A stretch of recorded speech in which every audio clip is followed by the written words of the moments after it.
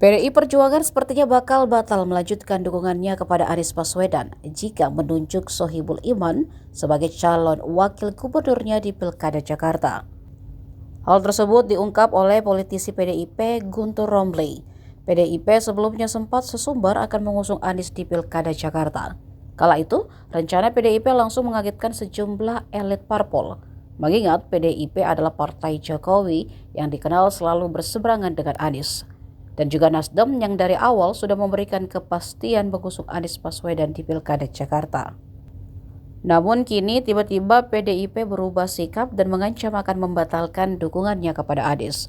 Menurut Guntur, jika Anies ingin mendapat dukungan PDIP, maka wakilnya harus berasal dari PDIP. Walaupun PDIP mengaku Anies adalah opsi kedua soal calon gubernur di Pilkada Jakarta. Karena tentu saja kader sendiri lebih diutamakan. Ia mencontohkan PDIP punya Andika Perkasa, Basuki Cahayapurnama atau Ahok, dan Tri Risma Harani.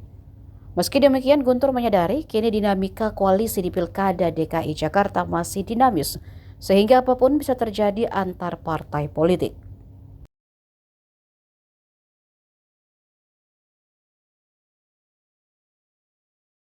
Download Tribun X sekarang, menghadirkan lokal menjadi Indonesia.